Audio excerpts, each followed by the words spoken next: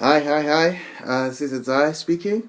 Today we're speaking. I'm going to tell you about how to achieve success in maths, and this is in connection with my book entitled "The Mathematical Genius in You."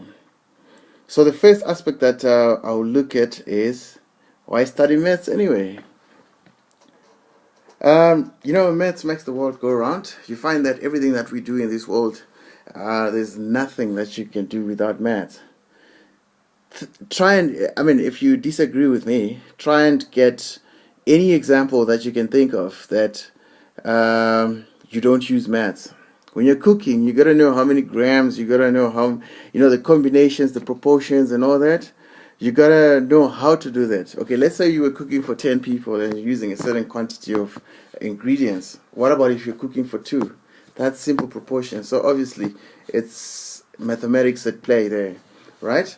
Go into your what you might say. Okay, I want to be a footballer, and I won't have to do math. Yeah, you gotta do math because once you get your monies, you gotta use them properly. That's why a lot of footballers go, African footballers that is, go broke after their careers because they never actually understood the idea of numbers. So in the end, they end up getting broke because they didn't know how to calculate. When they took the house, the mortgage, it was compound interest instead of simple interest. All those things they don't comprehend, and so they're gullible. They're prone to being cheated. So it's important that we know how to calculate. Anything you need to in life is math based.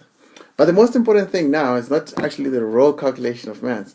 The most important thing with maths is actually teaching you how to think in a logical manner, because mathematics is the art of problem solving. So you find that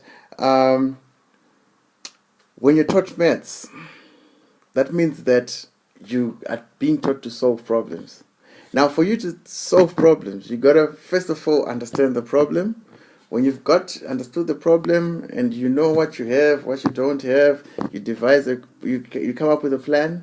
You carry out the plan, and then after carrying out the plan, you evaluate to see if the plan worked. So those are like it's like project management, in a way, because um, that's the basis of this is like the skeletal system of problem solving.